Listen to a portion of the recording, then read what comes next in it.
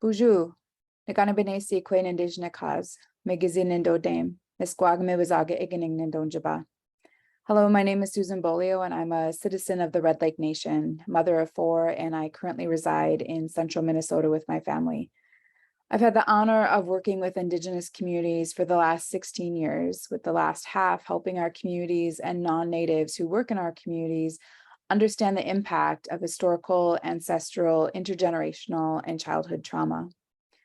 This healing work with tribes began with my own healing journey about 8 years ago, first learning about ACEs or adverse childhood experiences, and the recognition that I had an incredibly high ACE score, coupled with a recognition that my ancestors' trauma got passed down, not just behaviorally, but energetically and epigenetically as well.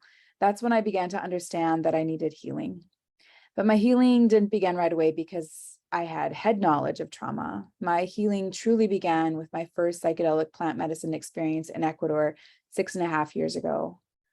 In my first ceremony, I experienced a reconnection with my spirit. That's the thing about trauma. It separates us, or at least causes the sense of separation from ourselves, including our spirit, our body, our heart and emotions, from others, including our human and all of our non-human relatives, and from the heartbeat of our beautiful Mother Earth. The sense of isolation and aloneness causes a deep pain and hopelessness in us. But in the medicine, I saw that it didn't have to be this way.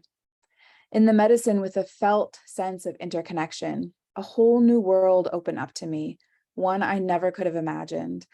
A world in which love was the primary energy driving everything, a world where I was love and everyone was love, where it was easy to recognize the sacred in everything because I saw everything is made from this energy of love. It was the most profound thing I'd ever experienced, and I knew this was the true nature of life that I had simply forgotten because of my trauma.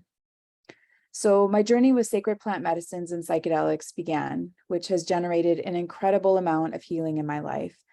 I noticed how my own healing rippled out to how I parented, how I showed up as a wife, a sister, daughter, friend, colleague, and it also greatly impacted not just the type of work I did, but how I did the work to support healing in Indigenous communities.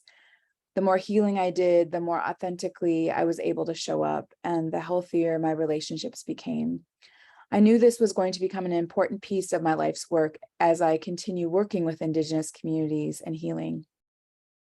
You see, our people struggle with physical health issues like heart disease and diabetes more than any other group in this country.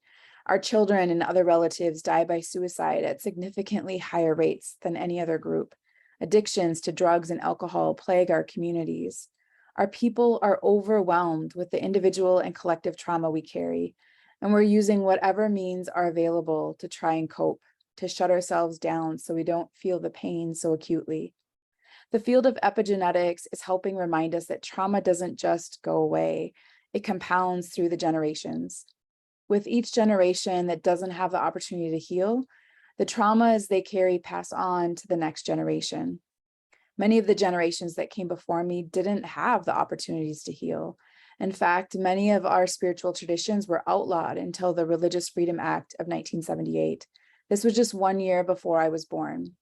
So you see, these historical atrocities, such as boarding schools, forced assimilation, and attempted genocide, both physically and culturally, was not that long ago. Our people are still reeling from them. I've been privileged to sit with and work with psychedelic medicines, but not all of our Indigenous relatives have had these opportunities.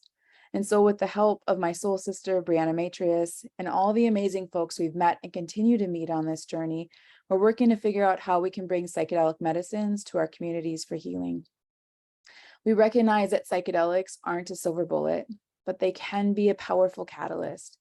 With supportive preparation, psychedelic experiences, and integration, the potential for deep healing goes beyond any conventional practice we've been using. Psychedelics can also be paired with other healing modalities, traditional and contemporary, to maximize our innate healing potential. Psychedelics don't give us something we don't have. They tap us into and remind us of who we are and what we already have within us. They help us peel back all the layers of conditioning and trauma to return to ourselves, our essence. I believe as Indigenous people and sovereign nations, we should have the right and opportunity to heal how we choose. The very same government and culture that caused the harm should not now get to dictate whether or not we have access to psychedelics to help us heal this trauma we carry. I actually believe we are all sovereign beings who should have the autonomy to decide what modalities of healing we want to connect with.